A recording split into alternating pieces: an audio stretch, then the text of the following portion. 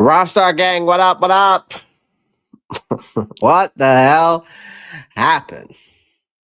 What the hell happened? Oh my gosh. That's what the question I have been asking myself since we had our nice long conversation after that post game. Um, I thought about like going live Sunday night, but I was just like, man, like I gotta sit on this one. I gotta sit on this one. Josh P, what's good, man? Keep pounding. Absolutely. You keep pounding, my friend. You keep pounding. I was like, I got to sit on this one. I mean, we just played one of the ugliest, most frustrating football games like I've seen all season. Maybe I've seen in quite some time, and that's really saying something because I mean, this team is coming off such a major hot streak, right? You're going up against a Saints team that is 1-8. You just gave them their second win of the season in front of your own fan base, right? These are the type of performances that rips the win right out of your sails. Like if we're being honest, like this team looked completely unprepared, uninspired, flat out and just flat out embarrassed. We got embarrassed by a 1-8 Saints team. 1-8 Saints team. On paper, this should have been a tune-up game. And instead, we got bullied in our own home where we haven't. I don't think we lost the game at home until then. No, we lost against the Bills. I'm sorry. So we lost against the Bills. I forgot about that one. But that game against the Saints didn't feel close. And now you've got this whole narrative. This whole narrative around, is it Bryce Young's fault? Is it Dave Canales' fault? I think it's a combination of both, to be honest with you, man. This is just a bad marriage. I think it's just a bad marriage. I think it's time for I think it's just time for a divorce. Dave Canales should be the one to call for the divorce, so he can get the right one in there. Him and Bryce Young, it's just not working, man. Listen, we might even break some film down tonight because I watched that first drive, man, and I saw at least 3 passes Bryce Young missed that he had time to throw. That was just in the first drive. So in the first drive alone, that just tells me something that let's see what the rest of the game. Did Dave Canales change the play calling? Did he get real conservative with it? Or was Bryce Young really missing these guys or people not getting open? Or did Dave Canales start coaching scared in this game once again? But then we also, we've got this narrative going around with players like Derek Brown and Nick Swarton calling guys out that they weren't prepared. They weren't preparing for the week.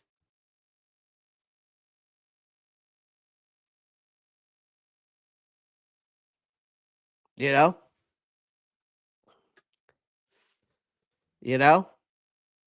And I think that it's like it comes down to a bunch of like we have a lot of questions that need to be answered. Will we get them answered? I don't know. But I mean, we'll break some game film down. We might break some game film down. But again, the thing is with this team, chat, it's like I went back and watched this game. I went back and watched the first drive. I only went back and watched the film. Like literally, I'll share my screen with you guys just to prove it to you guys. Like I'm literally been watching this film. Like I started it over because I was watching it. But like I've been breaking this film. I've been looking at this film all before we got on here. And I got through the first drive. And let's just say I'll just say this. We're talking about pushing the ball down the field and Bryce ain't doing it. It's because I saw 3 passes in just the first drive alone that I saw he could have made to push the balls down the field, at least 10, 15. I saw at least two 10 to 15-yard passes and at least one 20-yard pass he missed in just the first drive alone. And and one of the passes that he missed, he chose to do a check down that went for 1 yard. One he threw to Demario Davis that ended up being an interception that he could have made it to Jalen Coker or Xavier Legette. One was a 15-yard throw to Coker. The other one would have been like a 10-yard throw to Xavier Legette in just that one play that he missed. But he was trying to throw it over the middle, trying to play hero ball once again, and he missed guys. But let's get into some take. Appreciate everyone joining the live stream. Let me get into here. David Screws, appreciate you. Underground West, Randall Falks, Earl Locklear, PBG coming in. Is Bryce getting that 50-year option? No. Josh P. Zach Taylor, just had a feeling this Saints game was going to be a trap game after beating the Packers. No excuses. We had a lot of players limited in practice during the week. Sure, they got cleared to play, but if you aren't 100%, then they're diminishing returns. Yeah, there's no more excuse. There's no excuse for the embarrassment, in my opinion, of a loss like that. There's just no excuses, chat. There's just no excuses. Let me share this real quick. I'm going to share like this, and then I'm going to take it down just a notch. There we go. There we go. That's the way I want it. That's the way I want it. We need matches. All right, let's get into this because, again, I'll be honest with you. Going through the talking about Dave Canales being under fire, and that's under this. I want to say this was probably, and I'm going to go. We might go through some more of the game film. I might go through some more of the game film later. I don't know how much game film we'll go through tonight, if at all, because I don't know if I can even do game film on YouTube anymore, like the one with all 22, because I don't know if I'll get demonetized for it, which means bad news for me.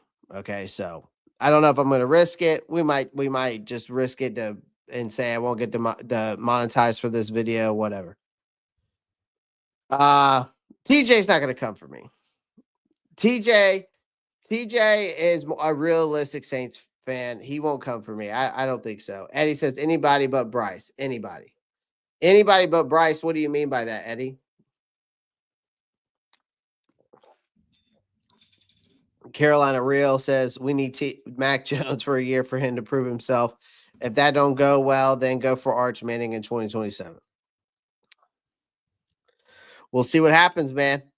We'll see what happens. I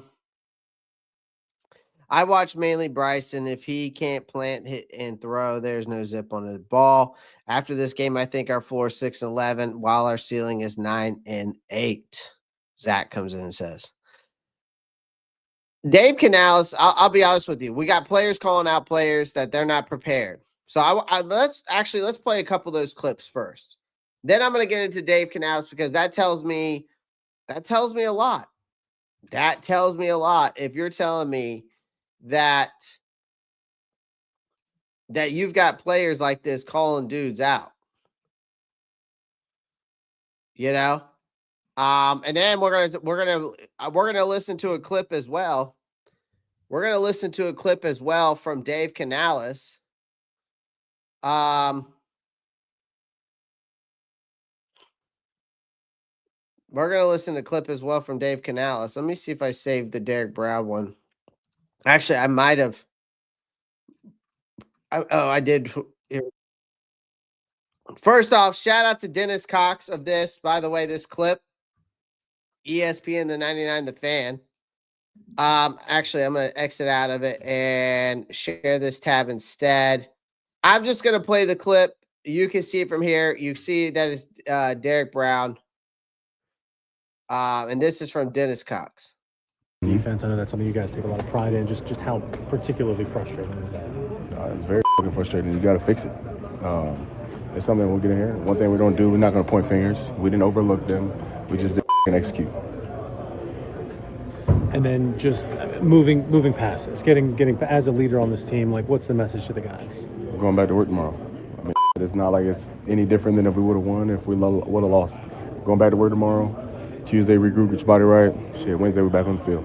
There's so much playoff talk around this team. Does it feel like you guys are still right in it? Is that sort of the motivation? Is that just sort of keep you focused, right? 1-1 in division, and we're sitting at 500. So if we mess it up, it's on us. So we got to go out here and do what we got to do in order to make those things come true.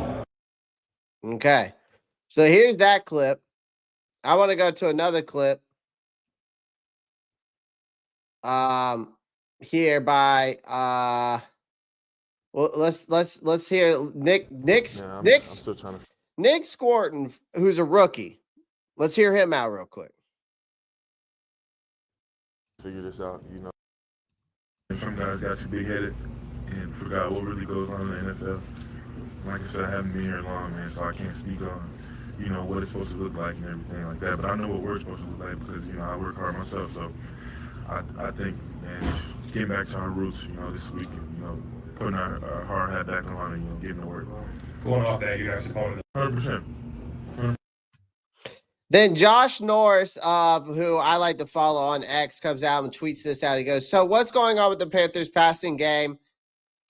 Here's a core part of the issue. Through 10 weeks, someone, Bryce Young, Dave Canales, both is unwilling to throw the ball down the field. Weeks 8 through 18 last season, Bryce Young and the Panthers passing game on 20-plus throws ranked 6th in attempt, 2nd in adjusted completion, 2nd in big-time throw rate, only behind Justin Herbert in total big-time throws.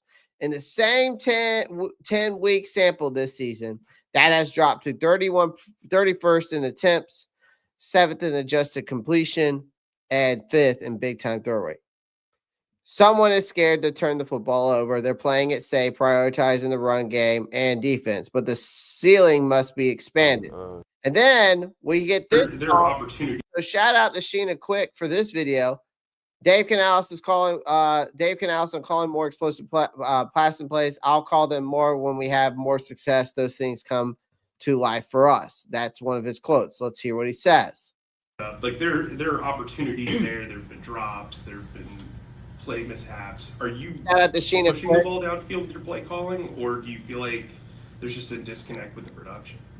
In general, I think it's a group effort. You know, calling more of them. Yes, let's get some more opportunities. We'd love to have those explosive plays come alive. I will call them more when we have more success and those things come alive for us. But we have to keep working together. We have to keep taking those shots in practice to make sure we feel comfortable with them. And certainly, you know, for Brad and I, just looking at the pass game, the coverage contours and what they're giving us, pretty simple when they're playing single high and everyone's at the line of scrimmage. We got to make the most of those opportunities when we have them, so that we are a balanced offense. And so it does play off of the run game, which we got going. But now let's get the pass game going so we really can be attacking and you know, the offense that I visualize for. So we hear all this stuff. We hear all this stuff on X. We're hearing this stuff in the media. We're hearing all this stuff, right? But I gotta call Dave Canales out because he didn't have this team ready. Period. Let's just go. Let's not sugarcoat it. This team wasn't ready to play, and don't you dare think that I'm just blaming Dave Canales. There's plenty of blame to go around between the two knuckle, Dave Canales and Bryce Young. Don't get me wrong, Bryce Young plays like shit. We're going to talk more about his playing like shit. May even break some game film down, like I said, to just show you maybe even a couple plays, especially on the first drive, and maybe we'll go through some more. But you could see in the first drive that the tempo in that first drive alone was sluggish. The energy was non existent. The play calling looked like something out of a preseason game plan. It back to Houston Texans once again. And maybe they were still patting themselves on the back for that win over Green Bay. Maybe they're looking ahead to the Falcons next week. I don't know. But either way, this is on Dave Canales just as much as it is Bryce Young. Like, again, I'm not defending Bryce here. So let's go ahead and save me of the BS of like, oh, Clay, you're just saying it's Dave Canales' fault. Oh, you're not going to blame Bryce Young. Yeah, I am. So let me get to it. Okay. We'll talk about how trash Bryce is and how trash he was in this game. But we're going to talk about you can't come into a divisional game at home and lay an egg like this. Not when you're trying to build a culture of accountability. This team looked completely out of sync offensively. And really, has this offense really been in sync? No, it hasn't. Yeah, we've won some games, but because our run game has been so good with Rico Dowdle, it has been covering up the cracks, as in Bryce Young. Okay, when you're trying, the Saints didn't even have to do anything exotic. They just lined up. They punched us in the mouth. They kept doing it until the clock hit 0, and just the preparation wasn't there. And Canales owned that at the post game. But at some point, ownership doesn't matter if results never change. Okay? Like, the offense, again, is a mess. And all the Saints had to do, okay? All the Saints had to do was stop the run and say, okay, beat us with your quarterback.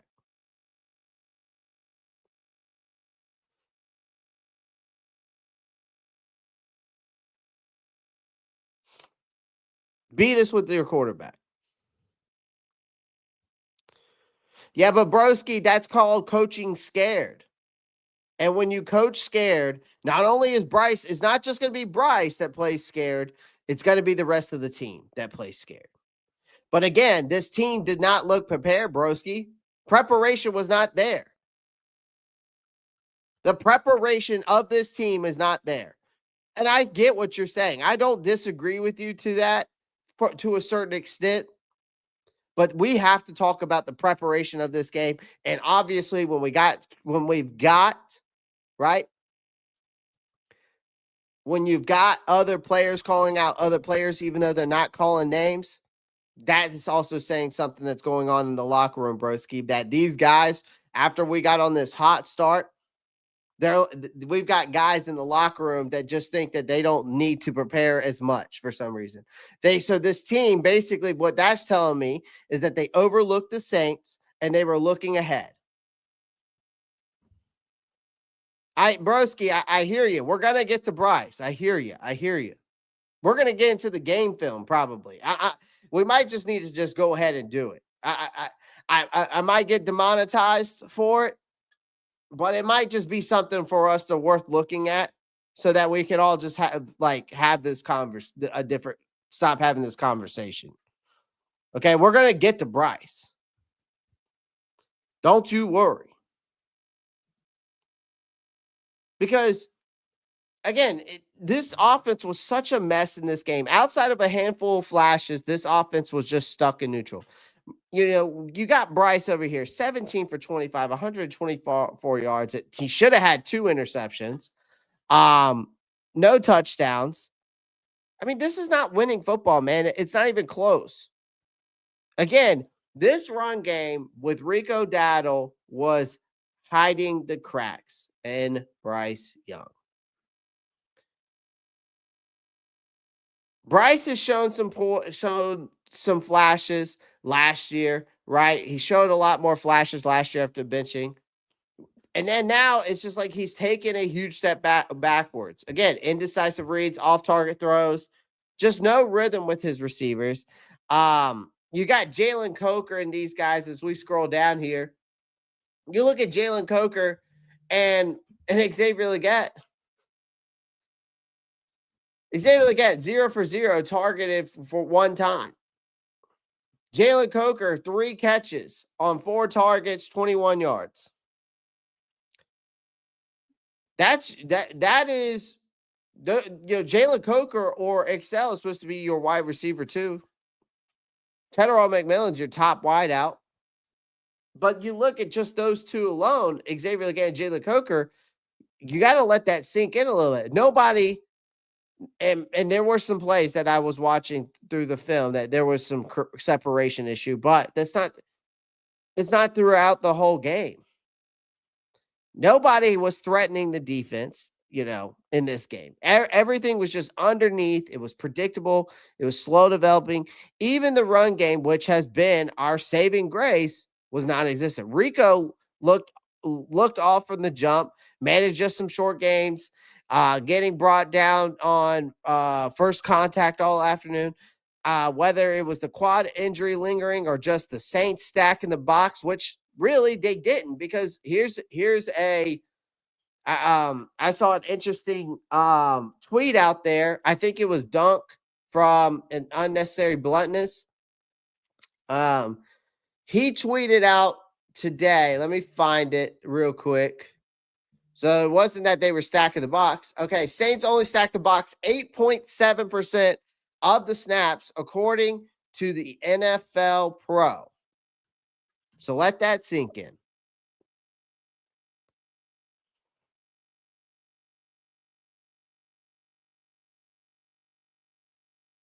Let that sink in.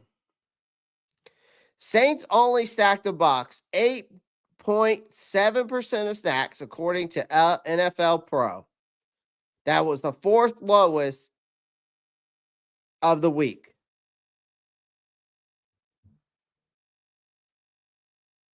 The offensive line was okay.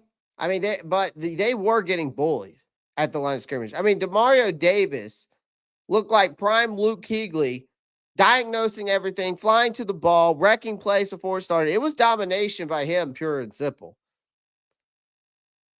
But if we're talking about Bryce Young in this game, my goodness, where do I even start? It's like, where do you start with Bryce Young in this game? It's like chat. It's like chat. Like, this kid looked lost out there, man. Like, he could never he never found his rhythm from the very first try. So just something fell off. We managed to punch an early touchdown in this game, but it just felt like it was fool's gold at that point. There was just no rhythm. There was no flow. There was certainly no control. The offense looked stiff. The Saints, on the other hand, looked like they knew exactly what was coming. Timing was the issue all day. The receivers weren't in sync with Bryce, and Bryce wasn't putting the ball where it needed to be. Again, like I said, the run game sputtered right out the gate. Then it just left Bryce Young to force to drop back more. Then they probably wanted him from a coaching standpoint, but that's when the cracks start to show. That's when the cracks start to show, man. That's the problem with this team. That's when the cracks start to show, as in when the run game gets stopped. And again, Demario Davis had Bryce Young's number all afternoon. Again, he was reading him like a damn book, jumping routes, batting passes at the line, baiting him into one interception that only got wiped out by a penalty. It felt like Davis knew where every throw was going before Young even let it go. And that's not supposed to happen to a quarterback who's in year 3. And the Saints killed our rhythm early, took away the run, and they dared Bryce to beat them. And he didn't. And honestly, it felt like he never believed he could. Never felt like he could. If you go look back and look at Bryce Young's first half stats, it was before he finished. His first half stats was 8 for 13, 61.5% completion, 54 yards, 6 rushing yards, 2 sacks, and a 70.7 passer rating. Just flat out uninspiring. And then again, we talk about where the hell are these explosive plays. That's the biggest elephant in the room. And then we hear Dave Canales saying, well, we'll do more when we start having more success. So you're telling me basically that you're coaching scared and you know your quarterback can't cause those explosive plays when you make statements like that. That's what it tells me. You're telling me that this offense can't stretch the damn field because of your quarterback. That's what it tells me. Even with all the progress that has been made under Canales, there's still one glaring issue, and that is still no big plays. Bryce Young has only thrown for 200 yards once this season, and the longest pass he's had this season is 41 yards. So everything feels like a grind now at this point because there's no spark. There is no holy shit moments. And that is part of that is on Bryce. He doesn't have a big arm. That's fine. Plenty of successful quarterbacks don't.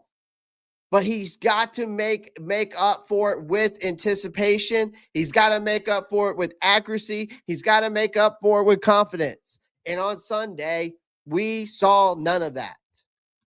We saw none of that.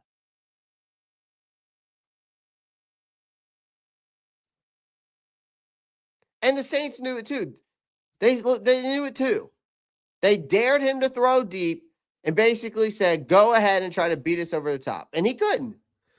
And there were a couple attempts, one to McMillan that sailed high, another to Bryson Tremaine that was just a half second late. But the timing and the chemistry were not there. Without that downfield threat, defenses can just sit on the short routes and choke the life out of the offense. But the problem is again, I watched some of this game film chat, and some of the plays that Jimmy Horn Jr. was getting, he was getting open. And he was definitely going up the field. And there was one on that first drive alone that I think Bryce could have tried to take a shot at.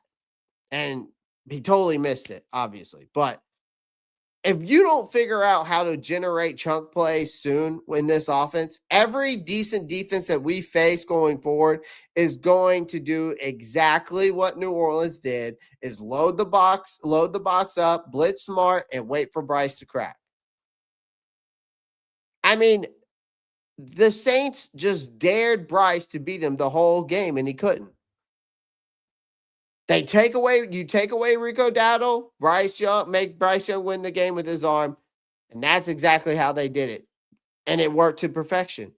You could tell early in the Saints weren't afraid of Bryce beating them deep. They clogged every run lane. They crashed every RPO play we put out there. They forced us into obvious passing situations. And once that happened, it was over. Bryce started pressing. He got jittery in the pocket. He double clutched on open throws. He reverted back to his worst tendencies, and he looked like a rookie quarterback again, hesitant, unsure, and rattled. He had a botch handoff to Jimmy Horn Jr. after a blocked field goal recovery, a drive-ending sack by Nick Scorton, and then an ugly interception on the next series that felt desperation. It's just a total meltdown. And, Bryce has faced the Saints enough times to know exactly what he struggles with, and they exploited every weakness in this game, to be honest. It wasn't hard.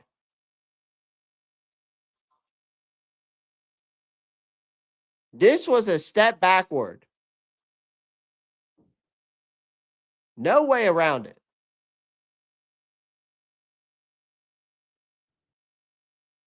I mean, this was just a gut punch of a game. A full-blown regression.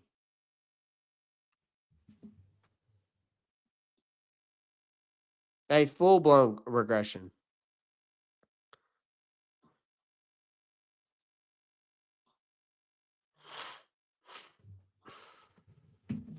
Full-blown regression is what it was. You can't tell me otherwise, chat.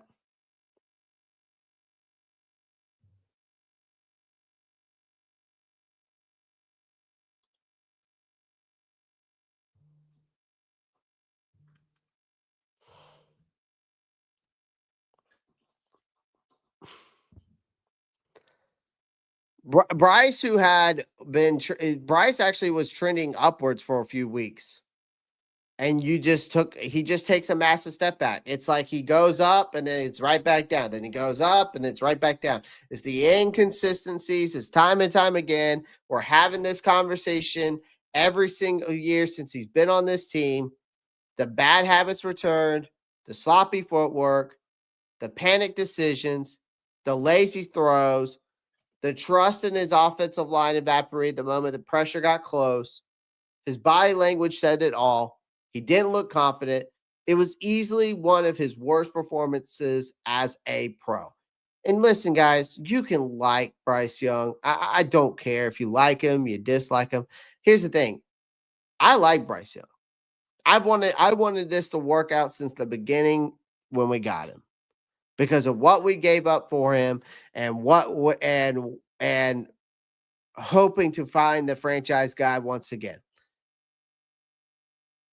But he was completely outplayed by a rookie in Tyler Shough. That alone should sting. And we were also outcoached, out-executed, out-toughed by a one-win team. And our home fans that were there, because they filled that stadium up, deserve better. But and we can sit here and continue to say, well, one bad game does not define a career.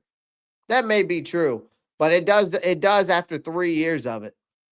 After bad game, after bad game, after bad game. It's hard not to see this as a reality check, man. Bryce has shown he can bounce back, but games like this raise legitimate questions whether truly he's the guy for the franchise long term or not. He doesn't need to be perfect, chat. That's the thing. I'm not asking for much. He just needs to show progress. But he can't. This was just a flashback to the worst version of himself once again.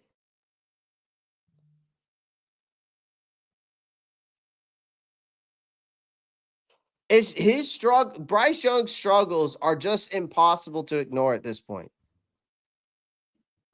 It's just impossible to ignore it at this point, chat.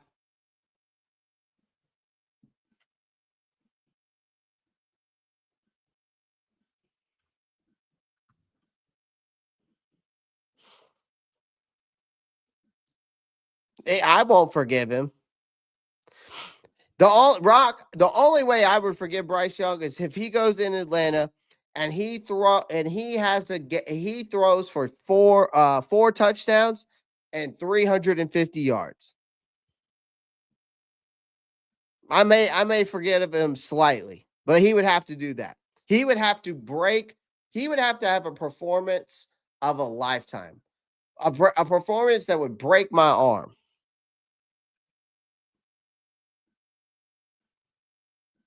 I mean, we just saw Atlanta compete with an Indianapolis Colts, one of the best teams in the league, and in the Indianapolis Colts. Even though Jonathan Taylor, my God, looked like prime LaDainian Tomlinson out there and ran all over him. Ran all over him. Yeah, he might have to, Brad. He might have to. I don't disagree with you there.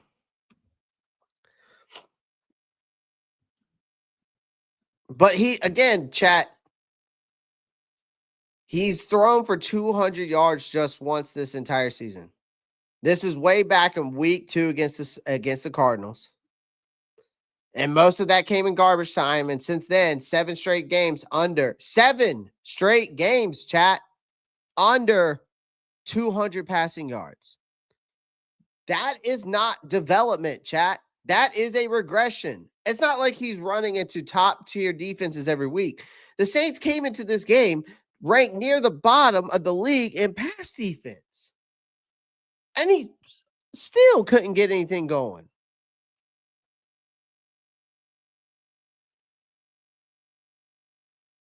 And then it's just like that interception. You're down by 1 score, trying to mount a comeback. Bryce looks onto his first read of the sideline, stares it down, and tosses an absolute duck. That ball was an absolute duck that he threw to Alontae Taylor. Absolute duck.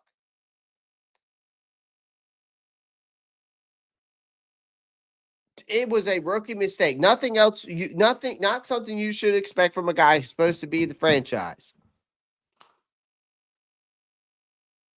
See, the thing is that this team has been surviving in spite of Bryce, not because of him.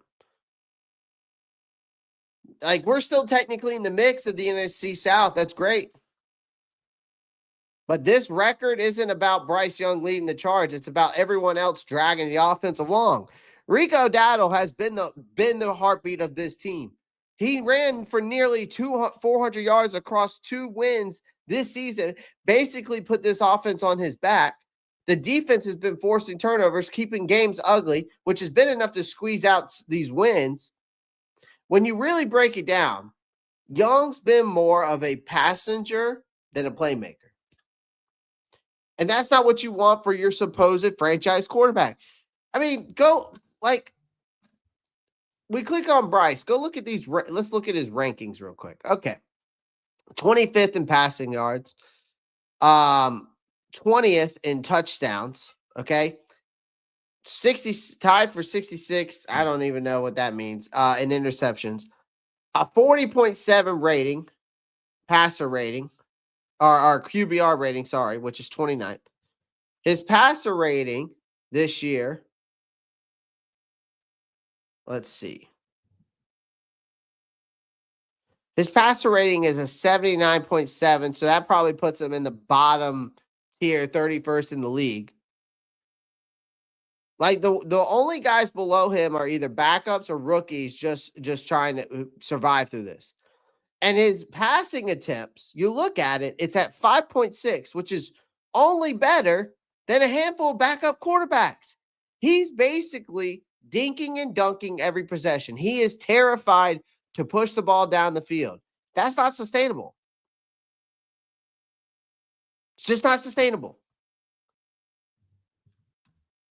I mean, that's not what you thought you were getting when you traded your mortgage away for him. But this Dave Canales' offense isn't clicking, man. Like, a Dave Canales' offense hasn't exactly been helping him out. Like, the play calling has been predictable. We've seen that. It's been conservative. We've seen that. He's coaching scared. We've seen that. Frankly, it's been boring as hell. You can tell he doesn't trust Bryce Young to open things up. Every drive feels like a string of safe screens, curls, checkdowns.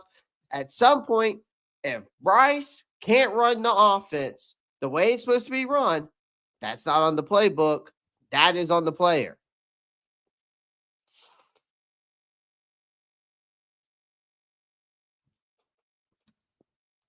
I don't know what else more to tell you, chat. I just don't know what else to tell you.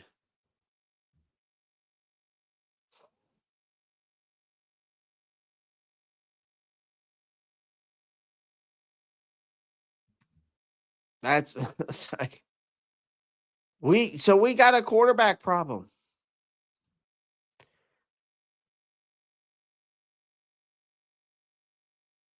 All I gotta say is this. I'm gonna end on this whole Bryce Young thing and this whole rant about it. If Dave Canales and Bryce Young can't figure this out soon, one of them won't be here next year. And honestly, maybe that's what both of them need. I'm not saying that Dave Canales. I think Bryce Young will be gone next year, and maybe he'll go and be successful somewhere else. We'll see. I doubt it. I don't think so. But it's officially we're having that. It's the time that we're having that conversation. I mean, these two together, 20 games together, the results speak for themselves.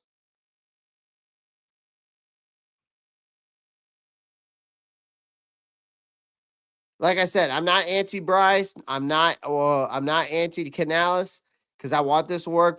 And I think both guys are talented. I think both guys care. But the NFL doesn't care about effort. It cares about results.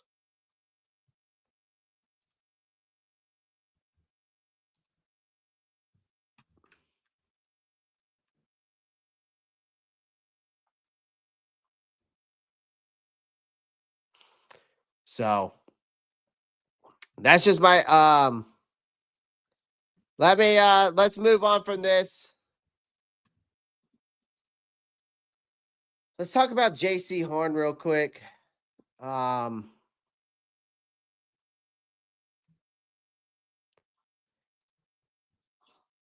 J.C. Horn has been rock solid all season. All season. He has. He's been rock solid all season long.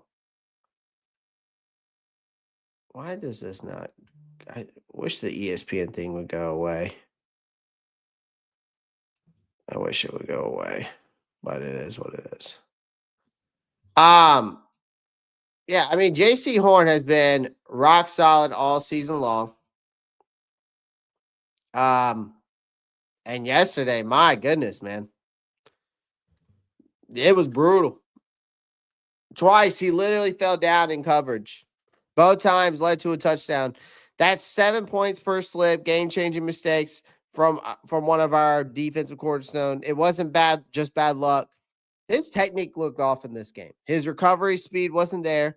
Whether it was the turf, conditioning, or just an off day, it was ugly. Saints knew it. You guys in the chat knew it. They're right back at him. J.C. Horn struggled. The second, and then once he was started to struggle, this secondary collapse. Against a rookie quarterback, again, who only made his second career start. Again, it's just embarrassing. It's unacceptable. But our defense looked gassed. Undisciplined, unprepared. They looked gassed because our offense couldn't stay on the field long enough to sustain a drive. But Tyler Shook carved us up, man. I mean, he went 19 for 27, 282, 2 touchdowns. Right? I mean, the defense was very leaky at critical moments. Chris Olave had his first over 100 yards game of the season. Alvin Kamara has been quiet for a few weeks. Suddenly looked like a reborn. Posted over 100 yards in this game. And that's from yards from scrimmage. He had 22 carries, 83 yards. He also had 3 catches for 32. Taysom Hill in this game, again, was another guy that just kept beating us down, and he always loves to do. You knew what was coming. It was a QB power, QB power, QB power, and our guys couldn't stop it. That's coaching. That's execution failure, plain and simple. Nick Scorton on this defense was the lone bright spot. The rookie edge rusher just keeps stacking up solid games. He was disruptive. I thought he had a sack, 4 total tackles, 2 solo, 1 sack on the game, 1 tackle for a loss. Trevor Wallace had a big game, I thought, as well. Tre'von Milbury continues to do it. Derek Brown, Wharton had a great game. DJ Wanham looked a little bit better in this game, kind of getting involved. But again, Nick Scorton was the one guy I felt like was doing most of the work. And we had some other guys that were stepped up, like Trev Wallace. I liked what I saw from Nick. Like I said, DJ Wanham, of course, Trayvon Moehrig, Derek Brown, Turk Wharton. They were doing their job, but again, we're still bottom in the league for sacks. I think that puts us now with the 2 sacks in this game, only puts us at 17 sacks.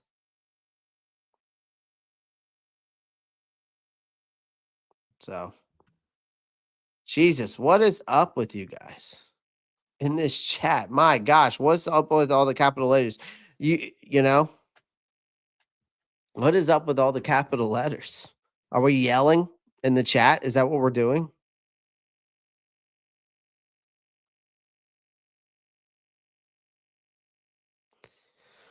I never said that at 99 fan. I never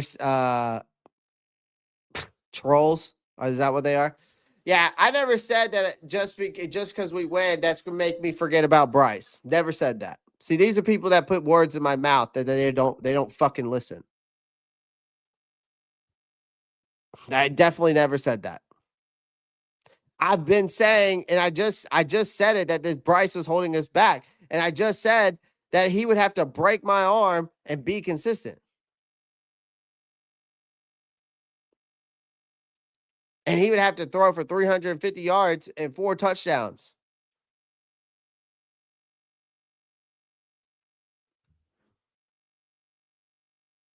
You know what I mean? I just went off on Bryce. It sounds like here's the crazy part, chat. I'm going to show y'all this. Here's the crazy part. Dave Canales told reporters that the team plans on bringing back a quarterback this week. So that one of those guys refers to either Mike White or Hendon Hooker. 2 quarterbacks who were with the team earlier this season were recently cut loose to juggle around some roster flexibility. So they bring back, who are they going to bring back? Mike White, Hendon Hooker?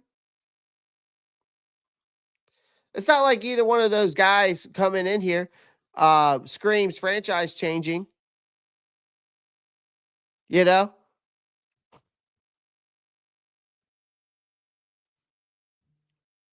I mean, it's not like this is exactly a blockbuster move, but now you're bringing in these guys back for what?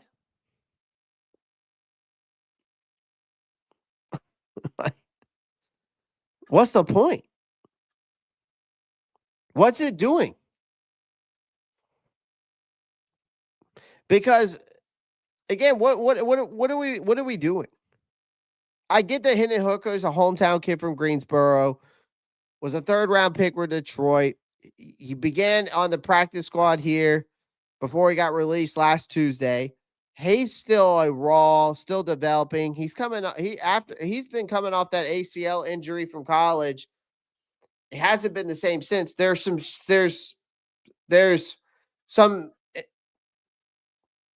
it's intriguing. Like, he's intriguing because he does have the physical tools. He has this nice, calm demeanor. A lot of fans love him. Would love to see him get another shot. But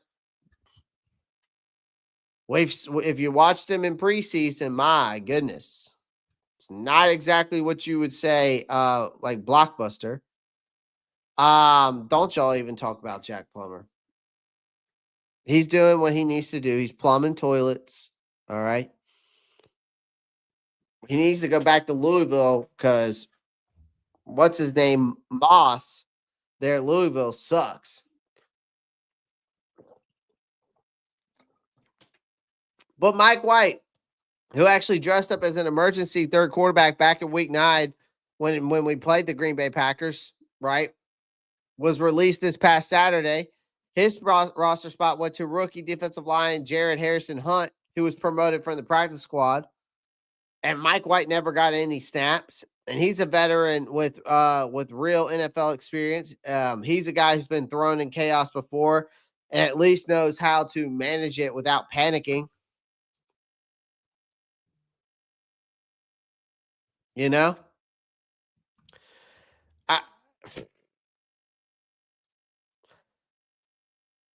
It's like the trade deadline's over with, you know? What are you going to do? What are you going to do? You ain't bringing anybody in now. At this point, you gotta continue with Bryce Young, and you continue with what you got with him, and you stick it out with him this year, and that's it. You can't do anything else because you're not going to put Andy Dalton back in there. The guy who's scared to get hurt.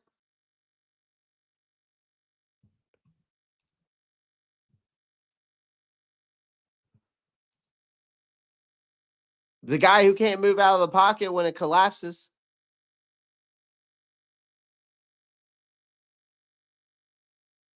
What are you gonna, you know? So it's like, again, we're it's a problem because here's the thing. We're treading water thanks to a dominant run game and a defense that refuses to quit. And then we've got this quarterback that's holding us back. It's year 3, and we're still talking about potential instead of production. Bryce looks lost. He's uncomfortable in the pocket. He's afraid to take chances. He's stuck in a system that doesn't trust him.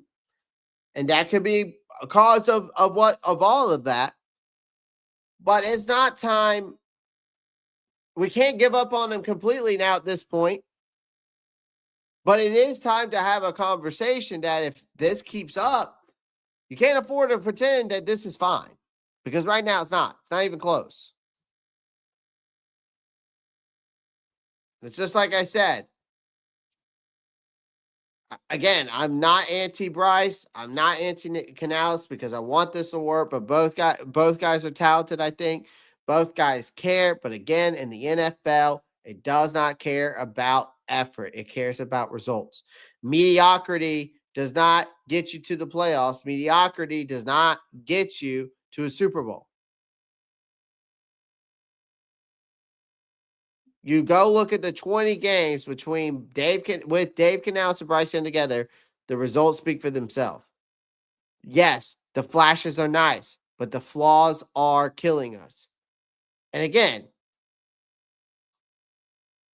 they're going to have to, if they can't figure this out, one of them won't be here next year. And honestly, it'll probably be Bryce.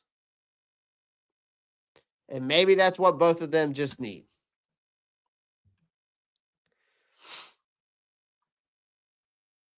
I just think at this point, the Saints game was a breaking point.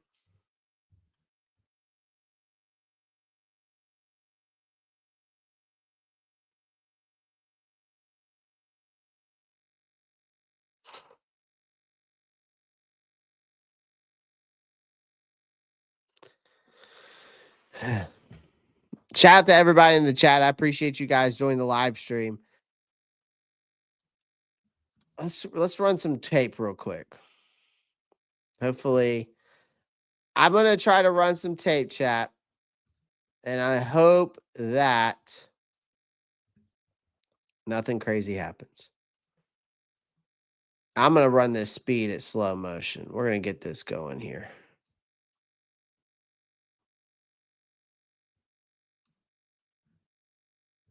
Back it up.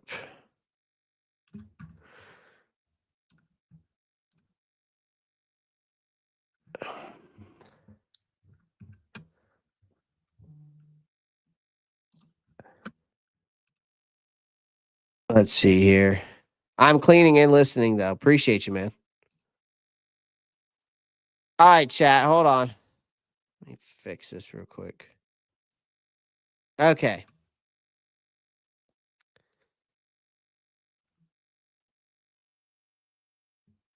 Do y'all think Bryce can do anything come back from yesterday? We'll see, D-Lee Spills. I don't think so. Motion. So watch this. The motion by the tight end. Now watch this. Look. This is a great play here.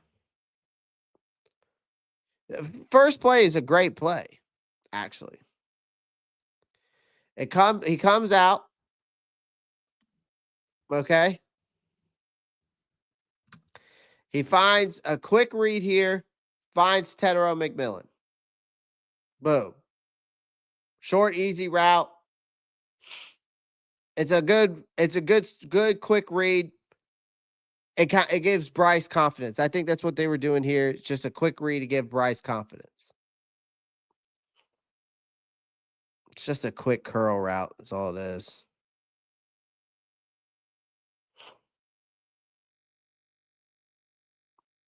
I like the motion by Trimble. Trimble goes into the flat.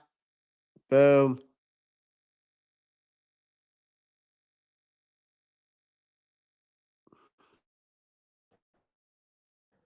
All right.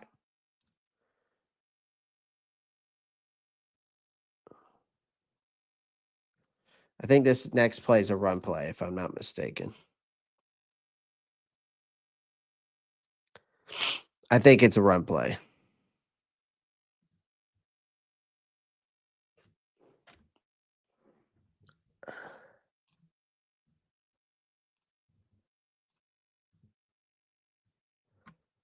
Hold on, chat. I got to fix something here.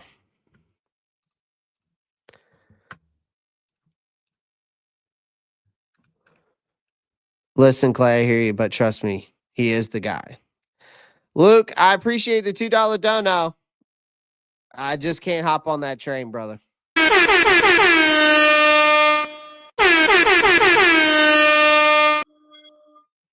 All right, let's get some vibes going, though, if we're going to do...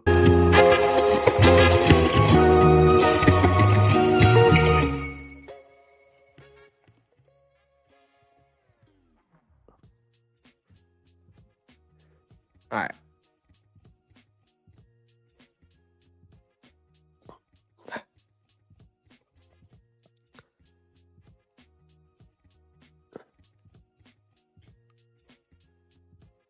Yeah, this is just a run play.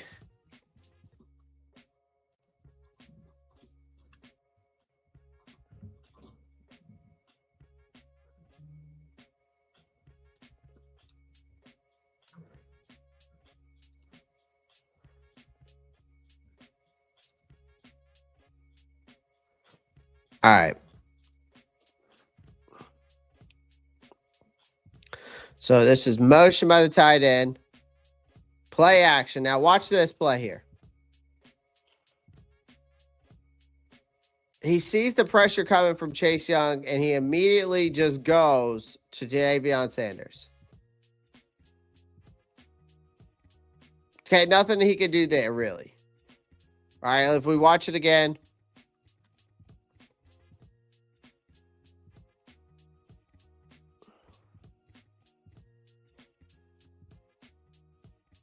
Play action. It's just, well, what's the route that this is called here where the tight end blocks and rolls off? It's like, I can't remember the name of it.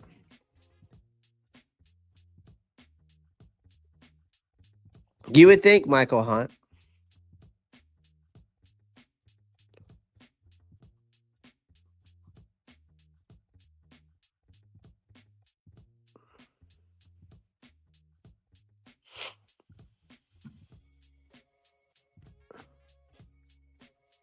All right, that's another run play. I'm trying to find the pass plays that I want to run with you guys here. All right, here we go. So this is shot. He's in gun, obviously. Encroachment on the defense here, so it's kind of a free play. He goes and throws it over to Tre'von Sanders and just throws it behind him. Now watch what else he's got here.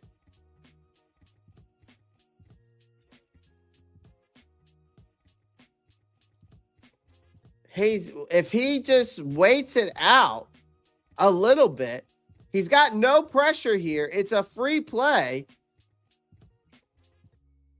If anything, he could have taken a shot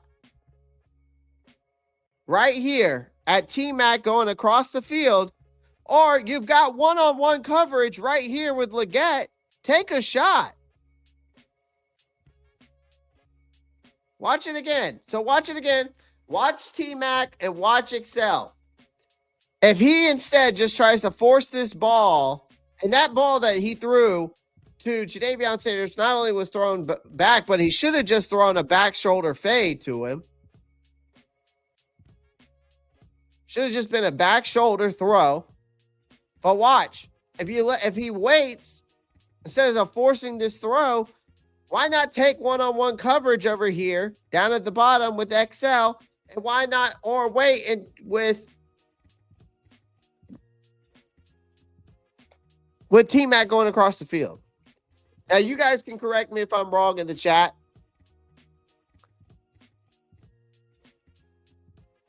Like, is T-Mac really covered very well against Kool-Aid McKinstry there? Kool-Aid's got him a little bit. But I think you got to take a shot. When you had Jalen Coker and them going up. Both were manned up. All right, you got three. So you got three low. Motion by the running back. One tight end set. You're in gun.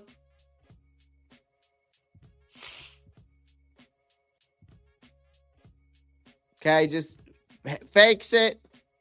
Takes it, runs. And then he gets the first. I think he gets the first down there. Okay.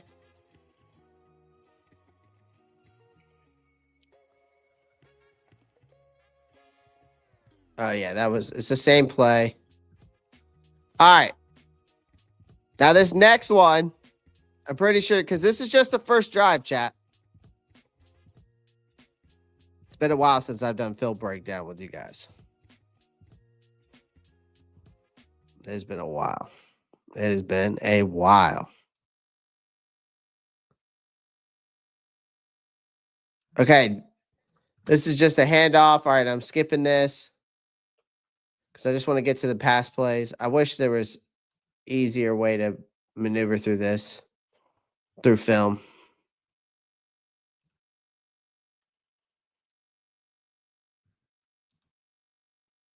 Okay, they're in like quarters. That looks like quarters coverage to me. Watch this. Look. So look at this. Look at Jimmy Horn Jr. here. You've got Jalen Coker going across. This is actually a decent throw.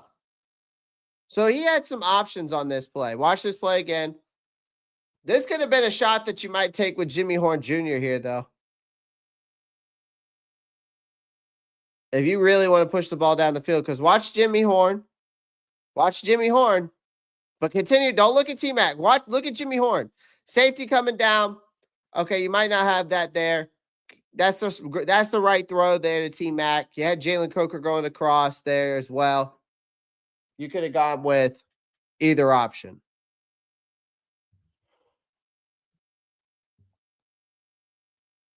All right. So we're on our 33. We're on there 33. We're in gun. You got motion by T-Mac here, which puts him up. Nope, motion's back. All right, you're in gun. Play action. Looking. Finds, really misses Jalen Coker. Look at this. He doesn't even take the shot to Jalen Coker on this play, chat. Look at this. He just dumps it off. Watch Jalen Coker. Wide open.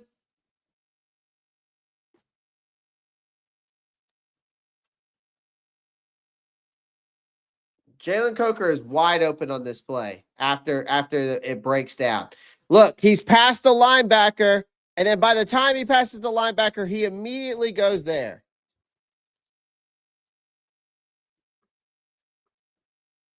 That's a missed 15-yard throw. It's not like he doesn't have enough time to throw this ball once Jalen Coker gets past the linebacker.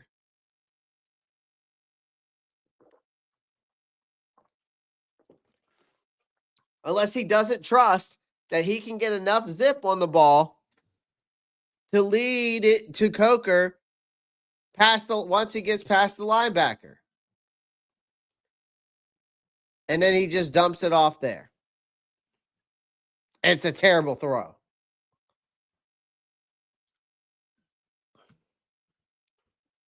So now we're in pistol here. You got a 2 tight end set. He's looking. He was definitely going to Mitchell Evans there on that play.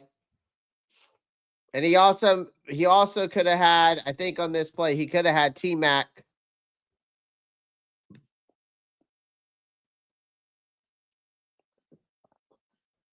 Oh yeah, he should have. He could have just taken it to T Mac. XL might have even. He might have had a. If he can put a right amount of touch and zip on that throw. I mean, Bryce is just looking at his first option, and he's just staring it down. He's not looking at anybody else. And this is just from the first drive alone.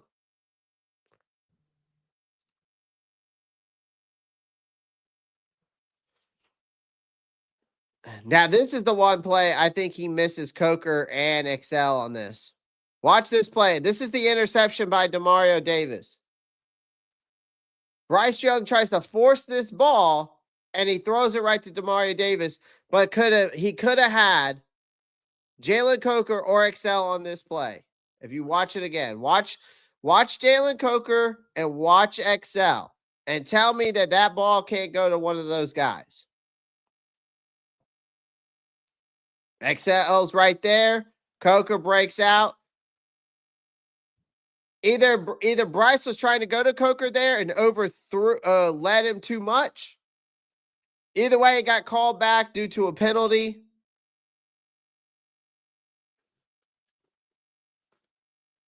I mean, this is just the first drive alone.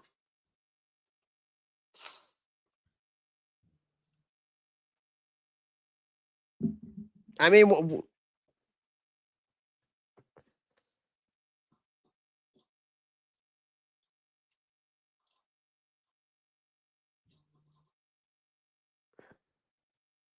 right, we got pistol. I think this might be a run play, if I'm not mistaken. Yeah, I'm pretty sure this is a run play.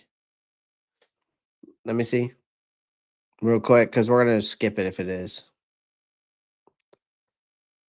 Yeah. Okay. Still the same run play. All right.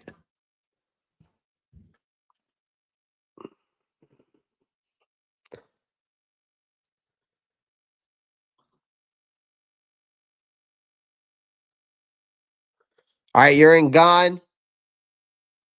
One tight end set, motion by Jimmy Horn Jr. He's running basically a real route.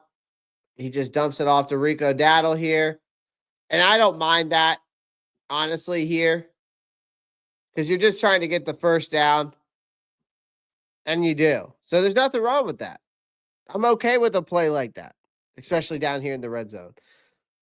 So I'm okay with that. Nothing wrong with that. All right. I don't really have anything to say much on that. Just a dump off, get the first down. All right, single back set.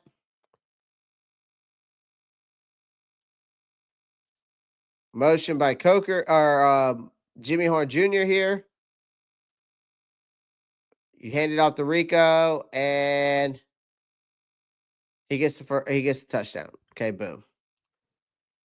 Again, great drive. We got it's the first drive is a great drive, but again, Bryce missed some throws. And again, we saw that Bryce also had an interception called back due to a penalty. So that got wiped. So was it a great drive? Not really. Offensively, was it a great drive? No. We got lucky on 2 penalties and one that called that interception back, and Bryce missed 3 open throws in that opening drive. All right, I'm skipping over the defense because I want to get to the offense because we're talking about we're having that discussion.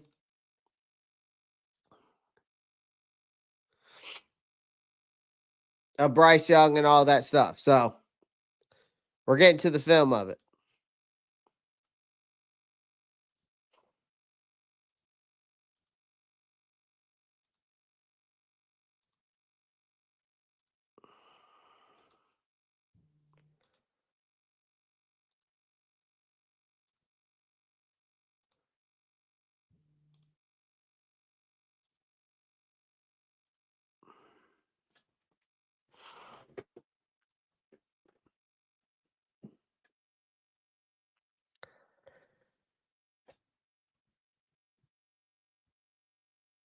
All right, let's keep going here. I think this is just a run play.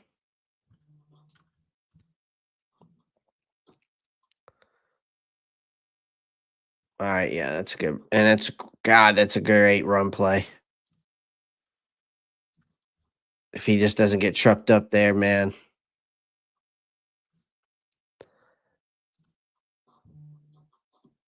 This is a 3 tight end set on the outside there. Nothing to go there. It's a great tackling. Cade Mays is getting bullied by the linebacker, and I think that's Peter Warren, if I'm not mistaken. All right, it's in pistol now.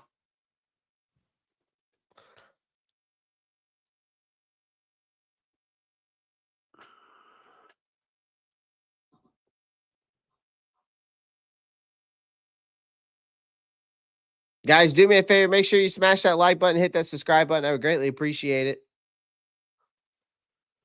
Let's see here.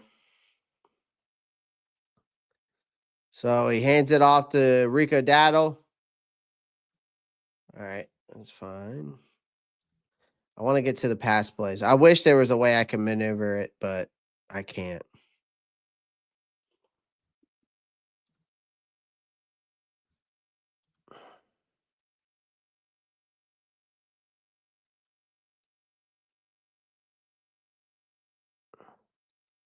All right, shotgun. I mean, that is just that. I mean, Demario Davis is just reading him like a book there. Watch Demario Davis on this play, man. This is one of the tip passes.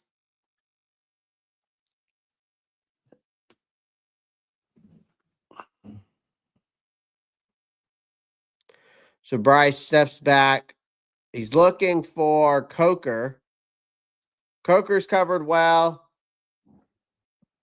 Sanders was covered. Really, a lot of guys on that play were covered well.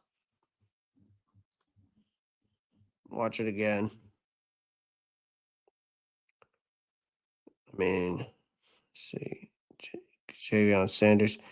He probably should have went to Jadavion Sanders on that play because Demario Davis read him like a book. But he was trying to go to Coker on that play.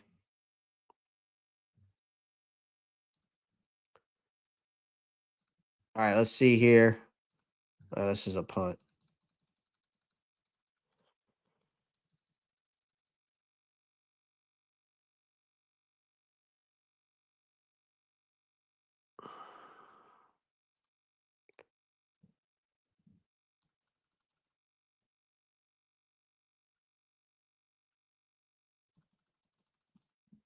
Did I go too far back?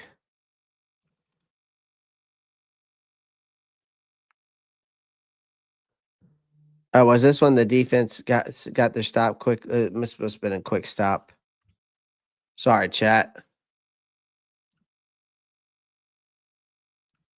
Let's see here. I'm trying to get it to where I want it. All right. All right, here we go. Theo Harris comes in and says, find a new quarterback with the Cleveland Browns, Shador Sanders. So this is a play action. You got one-on-one coverage. He tries to push the ball down the field. T-Mac's just well covered on that. They wanted a pass interference on it. They didn't get the call.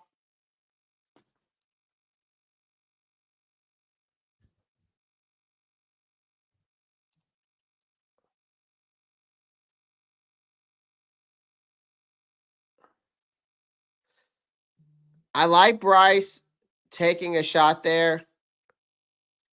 I just feel like there's times where he just needs to let the play a little bit more. I mean, I know we want to get the ball out quickly. You know, Dave Canales is all about getting that ball out. The 2.7 seconds, you know, we're still on that. Sometimes I would love to see just these routes play out a little bit more and then Bryce find his guy if he has the time, right? But It's not like I felt like Bryce was, and when I've watched these clips, I don't feel like Bryce is getting over blitzed or anything.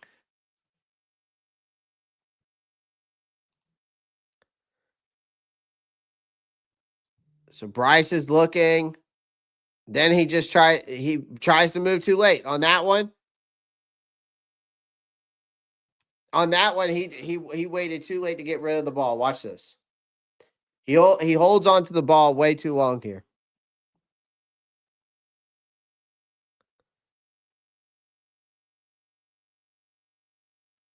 And his drop back I don't like his drop back, man.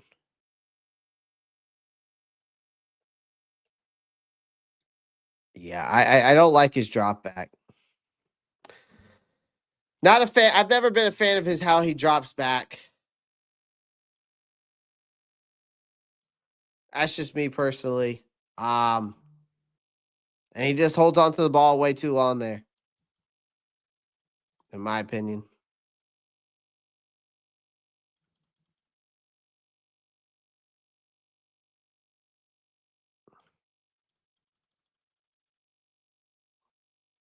Let's see if I can get this to another offensive play.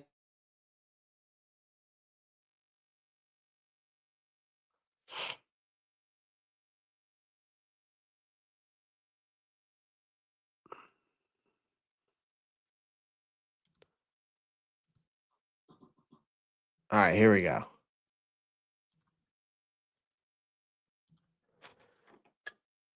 Let's see what he does here. And I've got it playing in slow motion because I really want to see everything. Sometimes when it plays that fast, my ass can't see that shit. So we got Tre'von Sanders running this quick out route. Looks like we've got a curl from T-Mac. Looked like a corner post and then it looked like a deep out or a deep out from Coker.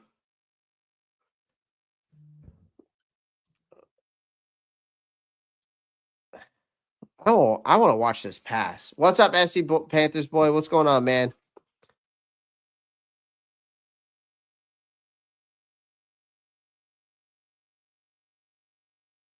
I hear Rattler's looking for a new QB1 spot. I'd take Spencer Rattler over Bryce Young. Probably right now. This team, this staff don't want to be a bad guy, but sometimes you got to keep it real like your job is on the line. Give him a heads up. That's an okay. I hear you, Theo. I hear you, my guy. It's an okay pass. Really wasn't much there.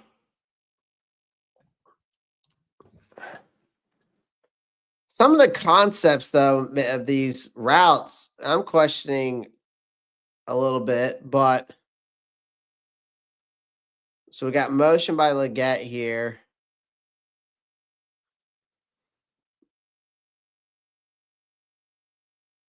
God, they're just tripping him up, man.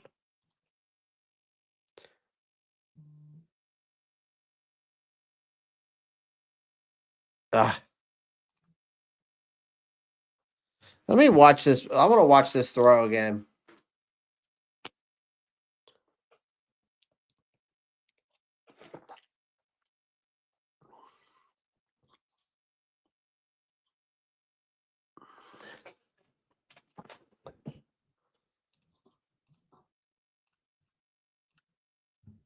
What's good, Trizzy?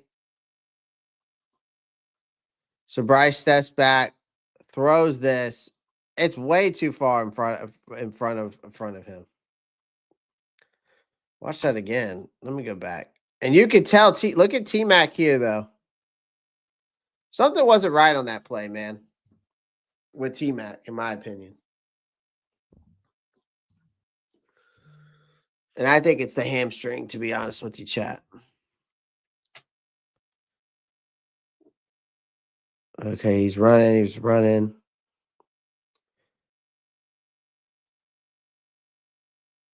Something wasn't right about that route. And T-Mac did not look like he planted his feet well on that one. Yeah, and then look at T-Mac there, frustrated.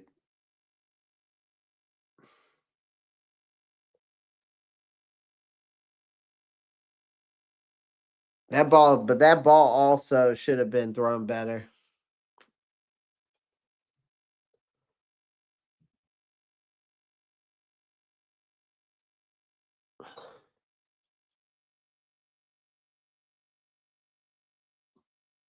I mean, should T-Mac catch that because it's in his hands? Yes.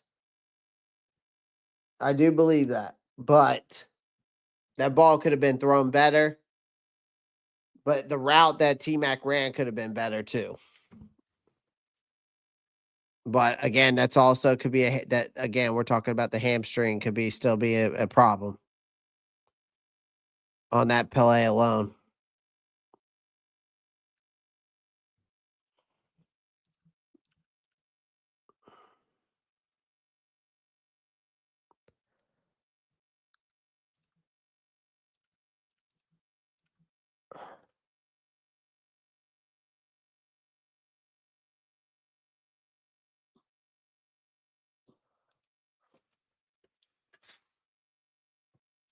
All right, chat. I'm gonna stop it there. I'm gonna watch more of it later. I've seen enough, honestly. I've seen enough. Like I said, when I watched the film and we just watched it, like I said, there was times that Bryce missed some throws. There was times that I felt like when I was looking at that there was some of the play calling and the concepts that I really didn't understand the routes, the route concepts, because if you're really trying to push the ball down the field, some of these routes you can't really do that. But then also Bryce is not going. It looks like he's staring at his one read too long to go through his other options. I feel like Bryce is trying to get the ball out quickly, which I get, but there's just times where I feel like Bryce is. If you got the time, Bryce, you should let it play out.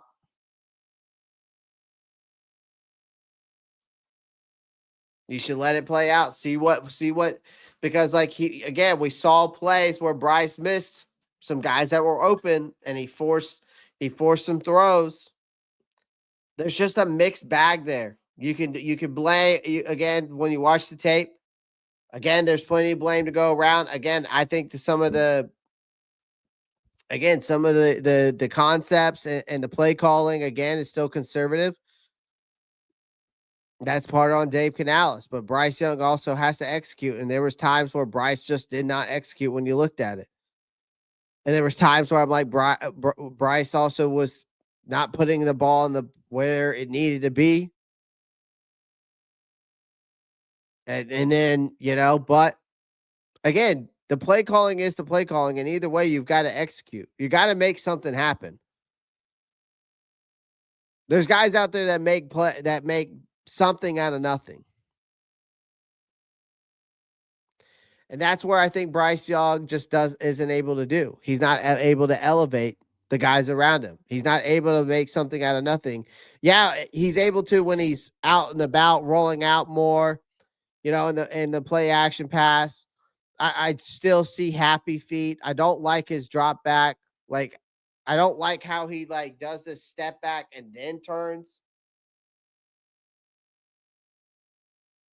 And then plants his feet. I don't know. I think it's too many steps where he should already be like this, dropping back and looking. But that's just me. I don't know. It's a mixed bag. But again, Bryce Young. Again, I just don't think. Again, I just think this is a marriage we've been married to him for 3 years. And again, Dave Canales has only been married to him for technically 2. And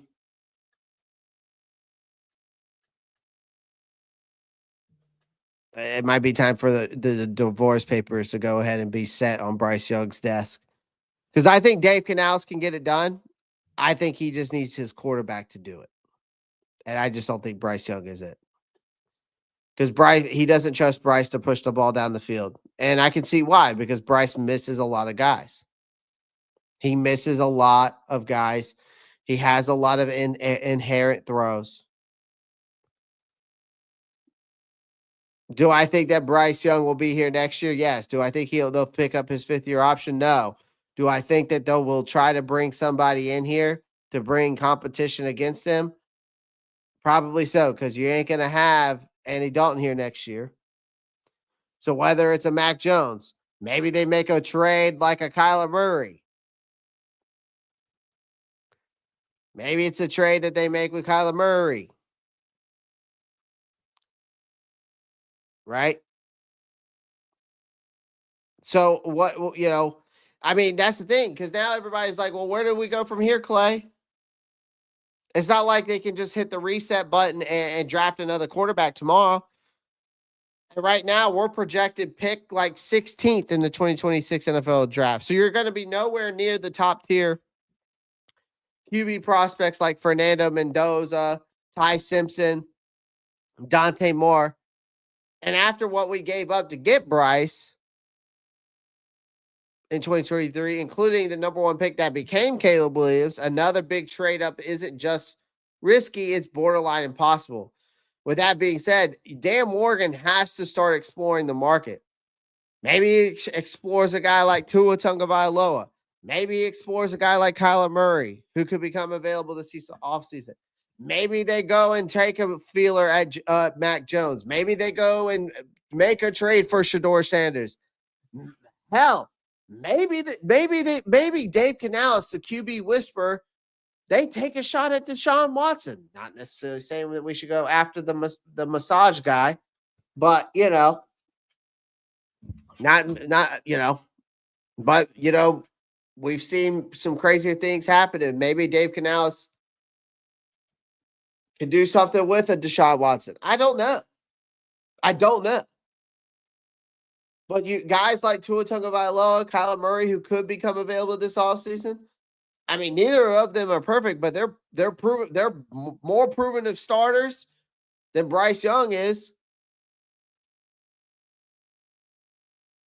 They're proven starters, and that's just something that Bryce hasn't shown he can be.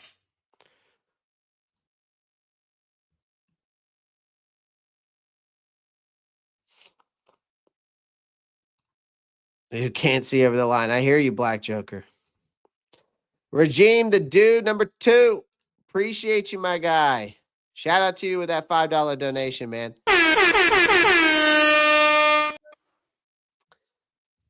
If they can't, if they get worse, try out Hooker. Yeah, Bryce is right dog shit. Yep, and I was at the game. That was the worst game I've ever seen. Not Matt Jones, Mac Jones, Mac. Shouldn't have released both to begin with, right? He didn't see the nickel quarter flying out to cover the curl. He was so focused on T-Mac, he didn't read the defense. Yep. That's what we're talking about. That's what we just saw in game film. He is staring down the first read, and that is it.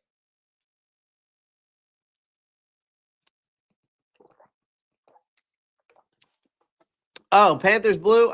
I mean, I think I think a guy like Deshaun Watson, Tua Tagovailoa, Kyler Murray, Mac Jones. I think any of those guys could jump over Bryce Young because of how low Bryce has set the bar. I totally agree with that, Panthers blue.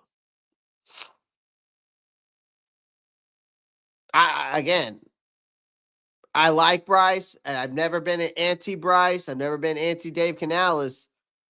But it's just like I said, and I'm going to say it time and time again, man. I'm going to say it time and time again, man.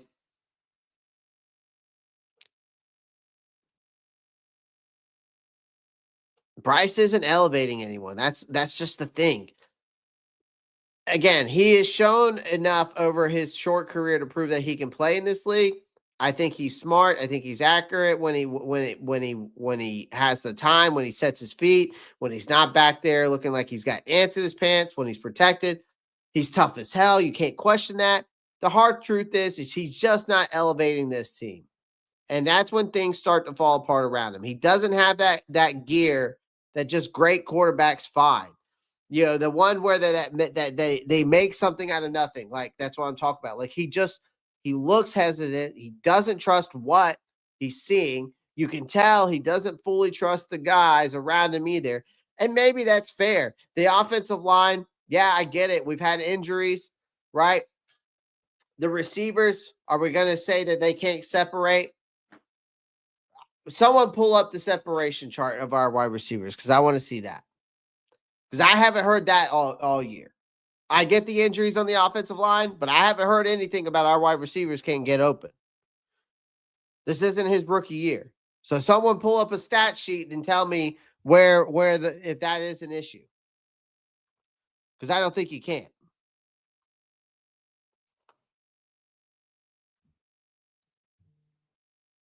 You know what I mean?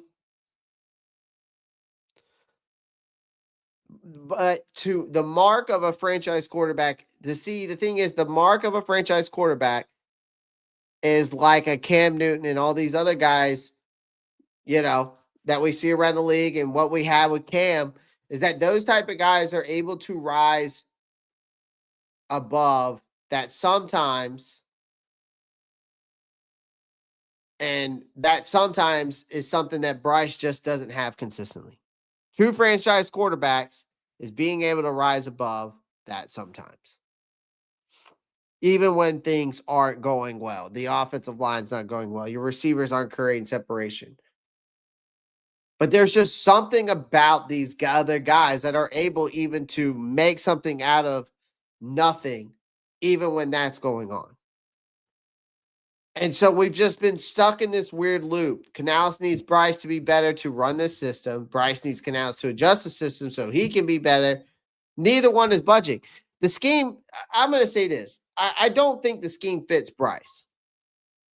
That's that's one of the issues too. Like, Canales simply isn't building the offense around Bryce, what Bryce does well. Where are the RPOs? Where's the quick tempo drives?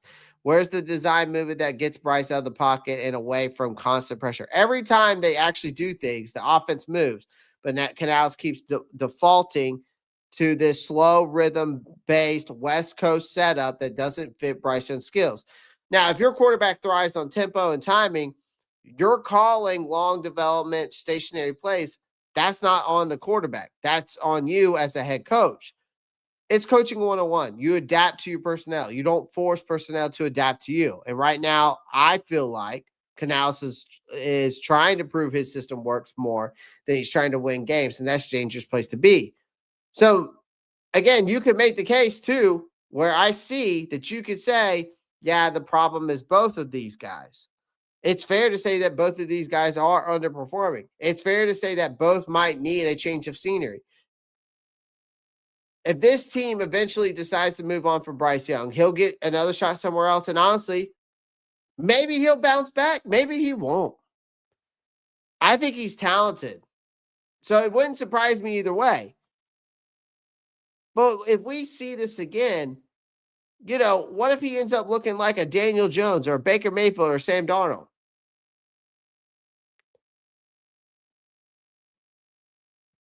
You know, what if he goes and finds success after this team and we get, you know, that gave up on him?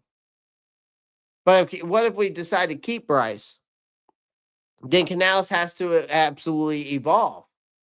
Because right now the partnership feels like a bad marriage, like I said, where both sides are just trying to make it work because they should, not because they actually can. I think Canales' rise to this head coach was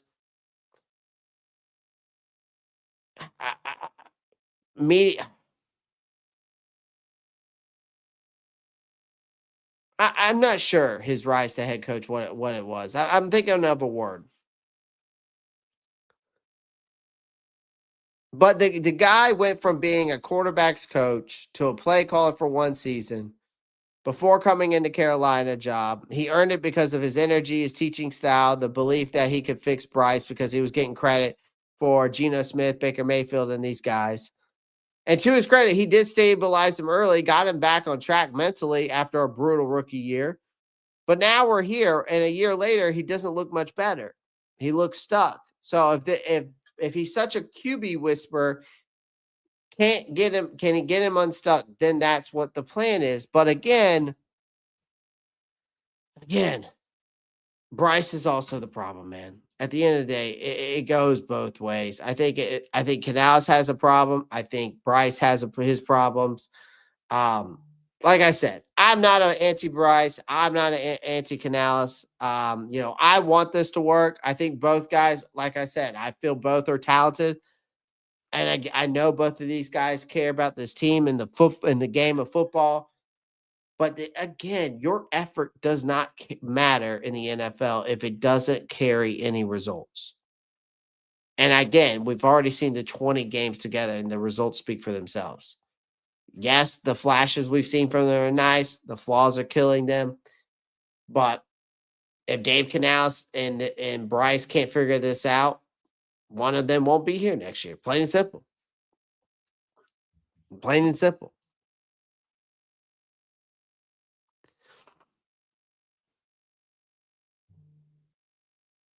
You know?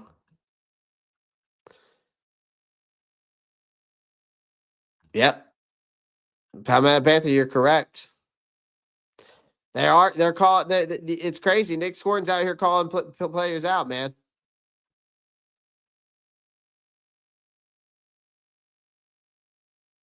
But again, Bryce is not. We watched the film, man. The film says it all. He's missing guys on throws. He's staring down the one read guy. He's holding the ball on too long. The footwork looks sloppy once again. He's not going through his progressions. He's not reading the defense. He's missing open guys. There's only a few times I saw maybe some separation issues.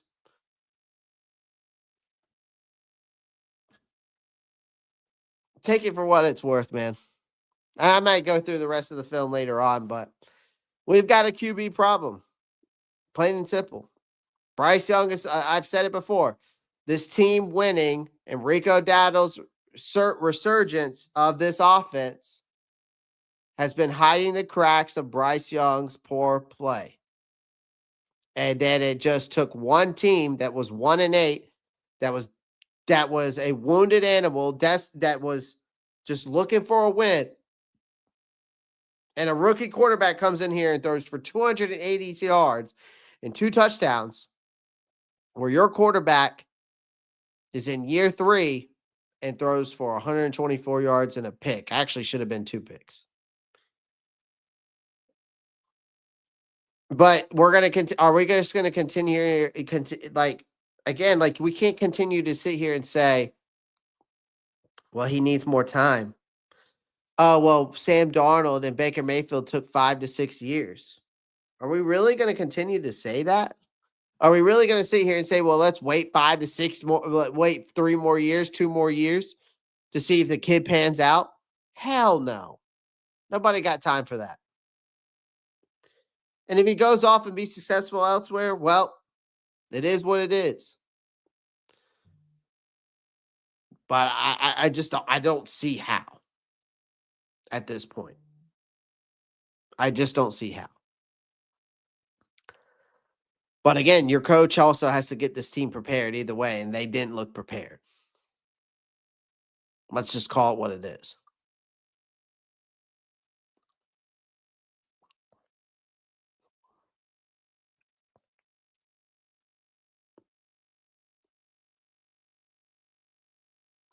They didn't. This coaching staff didn't get these guys ready either. So I put that on the coaching staff.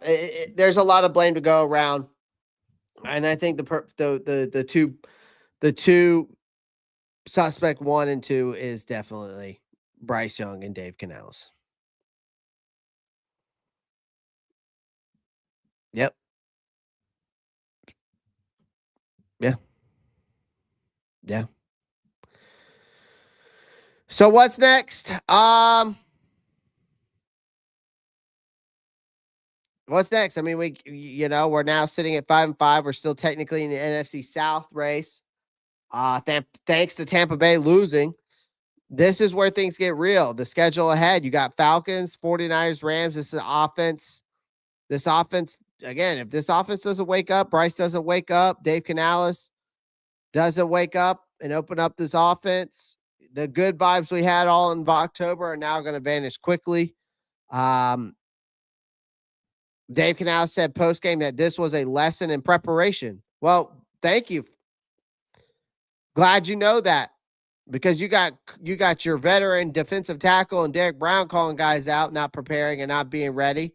And you also got a rookie calling guys out, even though he's not even supposed to be the one to call guys out because he's only been here for 10 games. At some point, this team needs to stop learning lessons and start delivering results, plain and simple. Because if you keep showing up like you did Sunday, the only lesson you'll be learning is how fast momentum disappears in the NFL.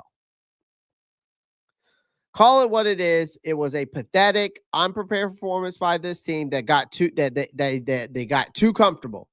They were outcoached, they were outplayed, they were out tough by a bad Saints team that simply wanted it more.